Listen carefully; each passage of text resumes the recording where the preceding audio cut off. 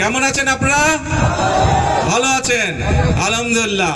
আমারও আপনাদের সাথে আজকে দেখা হয়ে খুব ভালো লাগছে। আর বিশেষ করে ভালো লাগছে যে এই যে এলাকার এই কয়েকদিন আগে যে বন্যা হলো অতিবৃষ্টির কারণে, এই বন্যায় বহু মানুষের ঘর বাড়ি নষ্ট হয়ে গিয়েছিল।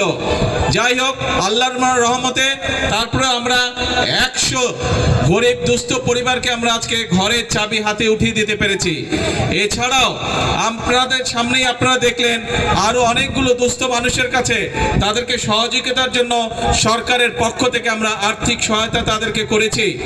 কিছু দুস্থ মহিলাকে আমরা চাল দিয়েও সহযোগিতা করেছি। প্রিয় ভাই বোনেরা, আপনাদেরকে এই কথাগুলো বলার কারণ হচ্ছে যে এই যে বর্তমান সরকার, এই সরকারকে আপনারা নির্বাচিত করেছেন। এই বাংলাদেশের মানুষ এই সরকারকে নির্বাচিত করেছে। কাজেই এই সরকারের দায়িত্ব হচ্ছে বাংলাদেশের মানুষের পাশে থাকা। এই সরকারের দায়িত্ব হচ্ছে বাংলাদেশের মানুষের সুখে দুঃখে থাকা। এই সরকারের দায়িত্ব হচ্ছে এই দেশের মানুষকে দেখে রাখা। এই সরকারের দায়িত্ব হচ্ছে এই দেশের মা বোনদের পাশে থাকা। এই সরকারের দায়িত্ব হচ্ছে এই দেশের সন্তানদের লেখাপড়ার ব্যবস্থা করা। এই সরকারের দায়িত্ব হচ্ছে এই দেশের মানুষ যারা অসুস্থ হবে তাদেরকে যথাযথ চিকিৎসার ব্যবস্থা করে দেওয়া। এই সরকারের দায়িত্ব হচ্ছে এই দেশের তরুণ সমাজ, যুবক সমাজ, নারী হোক পুরুষ হোক, তাদের কর্মসংস্থানের ব্যবস্থা করা। প্রিয় ভাই বোনেরা, এই জন্যই আপনারা দেখেছেন নির্বাচনের সময় আমরা বলেছিলাম যে বিএনপি যদি আল্লাহর রহমতে বাংলাদেশের মানুষের ভোটে সরকার গঠনে সক্ষম হয় তাহলে আমরা মূল কয়েকটি কাজে হাত দেব। তার মধ্যে একটি কাজ ছিল এই দেশের মায়েদেরকে সহযোগিতা করার জন্য, এই দেশের নারীরা যাতে স্বাবলম্বী হতে পারে সেই জন্য আমরা বলেছিলাম আমরা ফ্যামিলি কার্ড ঘরে ঘরে পৌঁছাবো, যেটি আমির খসরু সাহেব ওনার বক্তব্যে বলেছেন। আপনারা দেখেছেন যে সরকার গঠনের 1 মাসের মধ্যে আমরা সেই ফ্যামিলি কার্ডের পাইলট প্রজেক্টের কাজে হাত দিয়েছিলাম এবং ইনশাআল্লাহ আল্লাহর রহমতে পাইলট প্রজেক্টের কাজ শেষ হয়ে গিয়েছে। এই মাসের 16 তারিখ থেকে আমরা এই ফ্যামিলি কার্ডের কাজ শুরু করছি এবং ইনশাআল্লাহ সমগ্র বাংলাদেশে এই বছর 26-27 অর্থ বছরে আমরা প্রায় 41 লক্ষ পরিবারের মায়ের হাতে আমরা এই ফ্যামিলি কার্ড ইনশাআল্লাহ তুলে দিব এবং ইনশাআল্লাহ আপনাদেরও এই এলাকায়, এই অঞ্চলে, এই উপজেলার মধ্যে ইনশাআল্লাহ 10 থেকে 12 হাজার পরিবারের হাতে আমরা ফ্যামিলি কার্ড এই আগামী অর্থ বছরের মধ্যে তুলে দেব এবং আগামী 4 বছর ধরে এটি চলবে। আরো অনেক মা বোনেরা এই ফ্যামিলি কার্ডের আওতায় আসবেন। কেন আমরা ফ্যামিলি কার্ড দিয়েছিলাম? আমাদের ফ্যামিলি কার্ড দেওয়ার উদ্দেশ্য ছিল, লক্ষ্য ছিল যাতে ভাইদের পাশাপাশি যাতে বোনেরাও সংসারের হাল ধরতে পারে, একটি স্বাবলম্বী পরিবার গড়ে তুলতে পারে, সন্তানদের লেখাপড়া দেখতে পারে, সন্তানদের স্বাস্থ্য সেবা যাতে দিতে পারে মায়েরা। সেই জন্য মাদের হাতকে শক্তিশালী করার জন্য আমরা এই ফ্যামিলি কার্ডের ব্যবস্থা করেছি। শুধু ফ্যামিলি কার্ডই নয়, ফ্যামিলি কার্ডের পাশাপাশি আমরা কৃষক কার্ডেরও ব্যবস্থা করেছি। এই যে বাঁশখালীর কিছু অংশে লবণ চাষী ভাইরা আছে না, লবণ চাষী ভাইরা শুধু যে যারা ধান পাট বা অন্যান্য শাকসবজি বা অন্যান্য ফসল চাষবাস করে তারাই যে শুধু কৃষক কার্ড পাবে তা নয়, এমনকি লবণ চাষী ভাই যারা আছেন ইনশাআল্লাহ তারাও, এমনকি লবণ চাষী ভাই যারা আছে তাদেরকেও ইনশাআল্লাহ আমরা ফ্যামিলি কার্ড তাদের হাতে পৌঁছে দিব। এবং এখানে একটি কথা এসছে যে লবণের মূল্য নির্ধারণ করে দেওয়া। আলোচনা করে আমরা ইনশাআল্লাহ লবণের মূল্য নির্ধারণ করেছি, যেই মূল্য পেলে লবণ চাষী ভাইদের স্বাবলম্বিতা, অর্থনৈতিকভাবে তারা সচ্ছল হবে আস্তে আস্তে। ইনশাআল্লাহ আগামী কিছুদিনের মধ্যে আমরা সেই দামটি আমরা সকলকে জানিয়ে দেব, যার ফলে লবণ চাষী ভাইদেরকে আর আগের মতন কষ্টে পোহাতে হবে না। প্রিয় ভাই বোনেরা, আজকে আমি মাতার বাড়ি গিয়েছিলাম, মাতার বাড়িতে পুরা দেখে আসলাম এবং শুধু মাতার বাড়ি নাই, সেই চট্টগ্রামে মিরেশরাই থেকে শুরু করে সমগ্র অঞ্চলকে আজকে আমি দেখেছি, হেলিকপ্টারে আমি দেখেছি। কেন দেখেছি? কারণ এই যে আমাদের সামনে বিশাল সমুদ্র, এটি হচ্ছে এই বাংলাদেশের সম্পদ, এই দেশের সম্পদ। এই যে বিশাল সমুদ্র, এই সমুদ্রের মালিক হচ্ছে এই বাংলাদেশের জনগণ এবং সেজন্যই এই সমুদ্রকে কিভাবে ব্যবহার করে বাংলাদেশের মানুষের তাদের জীবন ব্যবস্থা উন্নত করা যায়, কিভাবে আমরা সেটি এইখান থেকে শুরু করে সেই মিরেশ্বরাই পর্যন্ত মাদারেবের পর্যন্ত কিভাবে আমরা বিভিন্ন মিল ফ্যাক্টরি স্থাপন করার মাধ্যমে এই দেশের মানুষের কর্মসংস্থানের ব্যবস্থা করতে পারবো, এই দেশের মানুষের ব্যবসা বাণিজ্যের ব্যবস্থা করতে পারবো, সেই পরিকল্পনা কিভাবে গ্রহণ করা যায় তার জন্য আজকে আমি মাতার বাড়ি গিয়েছিলাম। এবং খুব স্বাভাবিকভাবেই প্রিয় ভাই বোনেরা, আমাদের কয়েকদিন আগে আপনারা দেখেছেন চট্টগ্রামে আমির খসরু সাহেব এবং সালাউদ্দিন সাহেব দুজনের গিয়েছিলেন চায়নাকে। আমরা একটি বিরাট বড় জায়গা দিয়েছি। এই যে চায়না থেকে আমি ঘুরে আসলাম, তাদের সাথে আমি কথা বলেছি, সেখানে তারা কয়েক শত মিল কারখানা তৈরি করবে এবং এই মিল কারখানাগুলোতে সমগ্র চট্টগ্রামের মানুষ ইনশাআল্লাহ সেখানে কাজ করার সুযোগ পাবে। তার ফলে আমাদের যেমন একদিকে বেকার সমস্যার সমাধান করা সম্ভব হবে, একই সাথে আমরা ইনশাআল্লাহ বহু বৈদেশিক মুদ্রা অর্জন করব। যেই বৈদেশিক মুদ্রা অর্জন করার মাধ্যমে আমরা এই দেশের অর্থনীতি শক্তিশালী করব। সেই বৈদেশিক মুদ্রা দিয়ে আমরা এই দেশের মানুষের, এই দেশের সন্তানদের শিক্ষা ব্যবস্থাকে গড়ে তুলব। সেই বৈদেশিক মুদ্রা অর্জনের মাধ্যমে আমরা এই দেশের বাংলাদেশের মানুষের স্বাস্থ্য সেবাকে আমরা গড়ে তুলব। আপনারা নিশ্চয়ই এর মধ্যে জানতে পেরেছেন যে আমরা যে উপজেলা পর্যায়ে যে 50 সদস্যের যে হাসপাতাল আছে, 50 বেডের যে হাসপাতাল আছে, এই 50 বেডের হাসপাতালে 30 বেড করে গিয়েছিলেন শহীদ রাষ্ট্রপতি জিয়াউর রহমান। পরবর্তীতে বেগম খালেদা জিয়া যখন সরকার গঠন করেছেন, বাকি 20 বেড যোগ করেছিলেন উনি। আজকে আপনাদের এই বর্তমান বিএনপি সরকার, যেই সরকার আপনাদের সরকার, যেই সরকার জনগণকে নিয়ে কাজ করে, এই সরকার সিদ্ধান্ত গ্রহণ করেছে এই 50 বেডের হাসপাতালকে যাতে প্রত্যেক উপজেলার মানুষ ভালোভাবে স্বাস্থ্য সেবা পায়, সেই জন্য এই 50 বেডের হাসপাতালকে আমরা ইনশাআল্লাহ আগামী 5 বছরের মধ্যে প্রত্যেকটি উপজেলা, 503টি উপজেলা সমগ্র বাংলাদেশে প্রত্যেকটি উপজেলা হাসপাতালকে আমরা 101 বেডে উন্নীত করবো ইনশাআল্লাহ। প্রিয় ভাই বোনেরা, এই কাজগুলো যদি আমাদেরকে করতে হয়, এই দেশের মানুষের জন্য যদি কর্মসংস্থানের ব্যবস্থা করতে হয়, এই দেশের মানুষের কর্মসংস্থানের ব্যবস্থা যদি করার জন্য যদি বিদেশি এবং দেশি বিনিয়োগকারী যারা আছে তাদেরকে উৎসাহিত করে যদি মিল ফ্যাক্টরি স্থাপন করতে হয়, তাহলে তার পূর্ব শর্ত হচ্ছে দেশে শান্তি শৃঙ্খলা থাকতে হবে। দেশে বিশৃঙ্খলা থাকলে চলবে না। যখন বিগত সময় আমরা দেখেছি বা বিভিন্ন সময় আমরা দেখেছি আপনার এলাকায় বা বাজারে যখন কোনো গন্ডগোল হয়, কোনো সমস্যা হয়, তখন কি দোকানপাট খোলা থাকে না বন্ধ থাকে? কি ভাই, বাজারে যদি কোনো গন্ডগোল হয় দোকানপাট বন্ধ থাকে না খোলা থাকে? বন্ধ হয়ে যায়। কেন বন্ধ হয়ে যায়? কারণ এই যে ছোট দোকানদার বা যেই ব্যবসায়ী হোক, ব্যবসায়ীর জন্য বন্ধ করে দেয় যাতে ওই গন্ডগোলে তার ব্যবসার যাতে ক্ষতি না হয়।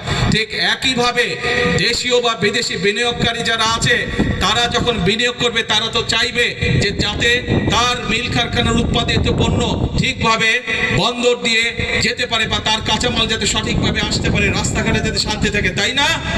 যদি মিল কারখানা না চলে সঠিকভাবে, তাহলে কি কর্মসংস্থানের ব্যবস্থা করা সম্ভব না। সেই জন্য ভাই আমাদেরকে সচেতন থাকতে হবে, আমাদেরকে সতর্ক থাকতে হবে। যারা শান্তি শৃঙ্খলা নষ্ট করতে চায় তাদের বিরুদ্ধে তাদের ব্যাপারে আমাদেরকে সতর্ক থাকতে হবে।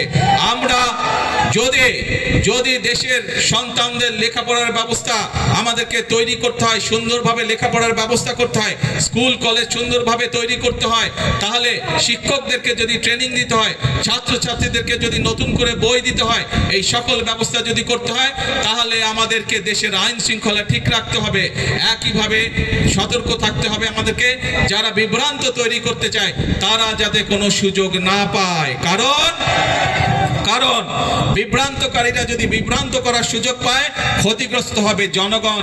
বিভ্রান্তকারী যারা, তারা তো নিজেদের মতন করে চলে যাবে, তারা তো জনগণের সাথে থাকবে না। সেই জন্য প্রিয় ভাই বোনেরা, আজকে আমাদেরকে সিদ্ধান্ত নিতে হবে, আজকে বাংলাদেশের মানুষকে সিদ্ধান্ত নিতে হবে যে আমরা কি আমাদের দেশকে এগিয়ে নিয়ে যাব, নাকি আমরা ঝগড়া ফ্যাসাদে লিপ্ত থাকব, নাকি আমরা বিভ্রান্তকারীদের সাথে থাকব। এই ব্যাপারে আমাদেরকে সিদ্ধান্ত নিতে হবে। আমরা জানি জানি বিগত স্বৈরাচার আমলে এই দেশের জ্বালানি বা বিদ্যুৎ খাতকে কয়েকটি গুটি সংখ্যক ব্যক্তির হাতে তুলে দেওয়া হয়েছিল। তাদের স্বার্থ হাসিলের জন্য বিভিন্ন পরিকল্পনা গ্রহণ করা হয়েছিল, যা এই দেশের মানুষের পক্ষে নয়। খুব স্বাভাবিকভাবে সেই জ্বালানি ব্যবস্থা বা বিদ্যুৎ ব্যবস্থা, যেটি অপরিকল্পিতভাবে যেই ব্যবস্থা গুটি কয়েক মানুষকে সুবিধা দিয়েছিল, সেটি যদি জনগণের স্বার্থে সেই পরিকল্পনা করতে হয়, স্বাভাবিকভাবে কিছু সময়ের প্রয়োজন। আমরা এরই ভিতরে তার কাজে হাত দিয়েছি। ইনশাআল্লাহ সমগ্র বাংলাদেশের মানুষের সামনে আগামী 10 বছর আমাদের জ্বালানি পরিকল্পনা কি হবে, আগামী 10 বছর ইনশাআল্লাহ বাংলাদেশের বিদ্যুৎ ব্যবস্থা কি হবে, সেই প্রস্তাবনা আমরা জাতীয় সংসদে উপস্থাপন করব। জাতীয় সংসদে উপস্থাপন করার মাধ্যমে আমরা পরিকল্পনা দিয়ে সেই কাজ আমরা শুরু করব, যাতে করে স্কুল কলেজ হোক, হাসপাতাল হোক, মিল কারখানা হোক, বাসা বাড়ি হোক, মানুষ ঠিকভাবে বিদ্যুৎ পেতে পারে। গাড়ি ঘোড়া সবকিছুতে, মোটরসাইকেল সবকিছুতে যাতে গ্যাস মানুষ ঠিকভাবে পেতে পারে, সেই পরিকল্পনা আমরা গ্রহণ করব। আমরা খেয়াল করেছি বিগত কিছুদিন ধরে কিছু মানুষ, কোটি সংখ্যক কিছু মানুষ এই ব্যাপারে বিভ্রান্ত ছড়ানোর চেষ্টা করছে। আপনাদেরকে পরিষ্কারভাবে উদ্দেশ্য করে বলতে চাই, বিএনপি সরকার সংসদে পরিকল্পনা উপস্থাপন করবে। আপনাদের যদি পরিকল্পনা থাকে, আসুন জনগণের সামনে উপস্থাপন করুন, কিন্তু বিভ্রান্তিকর কথা বলে দেশে বিশৃঙ্খলা তৈরি করবেন না, বিভ্রান্তিকর কথা বলে জনগণের শান্তি নষ্ট করবেন না, জনগণের শান্তি নষ্ট করবেন না। কারণ 50 বছরের উপরে এই দেশের স্বাধীনতা হয়ে গিয়েছে। এখন জনগণের জন্য কাজ করার সময়, এখন দেশ গঠনের জন্য কাজ করার সময়। পৃথিবীর বহু দেশ আমাদের পরে স্বাধীন হয়েছে, কিন্তু তারা কাজ করার মাধ্যমে, পরিশ্রম করার মাধ্যমে তাদের দেশকে অনেক দূর এগিয়ে নিয়ে গিয়েছে। কাজেই আর পিছনে থাকা যাবে না, আর পিছনে পড়ে থাকা যাবে না। এখন একটি লক্ষ্য, একটি উদ্দেশ্য, জনগণের জীবন মান উন্নত করা, দেশের ভাগ্যের পরিবর্তন করা। প্রিয় ভাই বোনেরা, যেই পরিকল্পনার কথাগুলো এই সংক্ষিপ্ত বক্তব্যে আমি আপনাদের সামনে তুলে ধরেছি, আপনারা কি মনে করেন এই পরিকল্পনাগুলো বাস্তবায়িত করা সম্ভব হলে দেশের জনগণের ভাগ্য এবং দেশের ভাগ্য পরিবর্তন হবে? আপনারা কি মনে করেন? কি ভাই, জনসভার পিছনে যারা আছে, আপনারা কি মনে করেন আমরা সঠিক পরিকল্পনা গ্রহণ করেছি? এই যে শিল্প কারখানা, বিদ্যুৎ, জ্বালানি, ফ্যামিলি কার, কৃষক কার, এই যে পরিকল্পনা গ্রহণ করেছে, এগুলো জনগণের পক্ষে ঠিক আছে? যদি ঠিক আছে ভাই, তাহলে আপনাদের সমর্থন থাকতে হবে। কারণ আমরা সবসময় বলি, আমাদের অর্থাৎ বাংলাদেশ জাতীয়তাবাদী দল বিএনপির সকল ক্ষমতার উৎস হচ্ছে জনগণ। জনগণের সমর্থন থাকলে আমরা প্রত্যেকটি জনগণের স্বার্থে যতগুলি কর্মসূচি, সবগুলো ইনশাআল্লাহ আল্লাহর রহমতে আমরা বাস্তবায়ন করতে সক্ষম হব। আসুন আজকের এই জনসভায় আমরা যেভাবে আজকে দুস্থ মানুষকে সহযোগিতা করে যে সাহায্য দিয়েছি, এই সাহায্য এবং সহযোগিতাকে আমরা পরিবর্তন করতে চাই কর্মসংস্থানের মাধ্যমে। সেটি দেশের ভিতরে হোক, সেটি আমাদের তরুণ সমাজের সদস্যদেরকে বিভিন্ন প্রশিক্ষণের মাধ্যমে বিদেশে প্রেরণ করাই হোক না কেন। অর্থাৎ আমরা চাই প্রত্যেকটি বাংলাদেশের প্রত্যেকটি মানুষ, 20 কোটি মানুষের 40 কোটি হাত, প্রত্যেকটি হাত শ্রমিকের হাতে রূপান্তর করতে চাই আমরা, যাতে করে প্রত্যেকটি মানুষ দেশ গঠনে ভূমিকা রাখতে পারে, যাতে করে প্রত্যেকটি মানুষ নিজের হাতের পরিশ্রমের মাধ্যমে নিজের এবং পরিবারের ভাগ্যের পরিবর্তন করতে চায়। আমরা সেই বাংলাদেশকে গড়ে তুলতে চাই। আমরা সেই বাংলাদেশের জন্য অপেক্ষা করেছি, কিন্তু অপেক্ষা করলে, বসে থাকলে চলবে না। আমাদেরকে কাজ করতে হবে, আমাদের ফসলের উৎপাদন বৃদ্ধি করতে হবে, আমাদেরকে মিল কারখানা স্থাপনের মাধ্যমে আমাদেরকে কর্মসংস্থান এবং শিল্পের বিপ্লব আমাদেরকে ঘটাতে হবে। প্রিয় ভাই বোনেরা, আসুন আজকের এই জনসভায় আমরা সেই শপথ গ্রহণ করি, সেই প্রতিজ্ঞা গ্রহণ করি যে বাংলাদেশের মানুষ আর বিভ্রান্ত হবে না, বিভ্রান্তকারীদের কোন রকম প্ররোচনায়। বাংলাদেশের মানুষ এখন সামনের দিকে যাবে, বাংলাদেশের মানুষ নিজেদের ভাগ্যের পরিবর্তন করবে, বাংলাদেশের মানুষ একই সাথে তার দেশের ভাগ্যের পরিবর্তন করবে। এবং সেই জন্যই আমরা বলি, করব কাজ, করব দেশ, সবার আগে করব কাজ, করব দেশ, সবার জন্য বাংলাদেশ। আজকে তাহলে এই পর্যন্ত থাকলো। আপনারা নিশ্চয়ই খেয়াল করেছেন, 1 মিনিট ভাই, স্লোগান দিস না ভাই, স্লোগান দিস না, কথা শুন ভাই, কথা বলতে দে, শান্ত হয়ে বস। আপনারা সবই হবে, ধৈর্য ধরতে হবে, ধৈর্য ধরতে হবে, সবই হবে।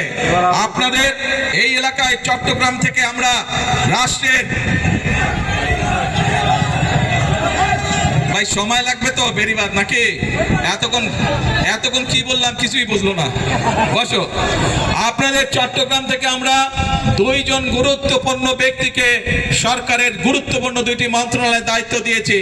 একটি হচ্ছে অর্থ মন্ত্রণালয় আর একটি হচ্ছে স্বরাষ্ট্র মন্ত্রণালয়। যেই বিভাগে এরকম দুটি গুরুত্বপূর্ণ মন্ত্রণালয়ের দায়িত্বে নিয়োজিত দুইজন ব্যক্তি আছে, সেই এলাকার উন্নয়ন কেউ ঠেকিয়ে রাখতে পারবে না ইনশাআল্লাহ।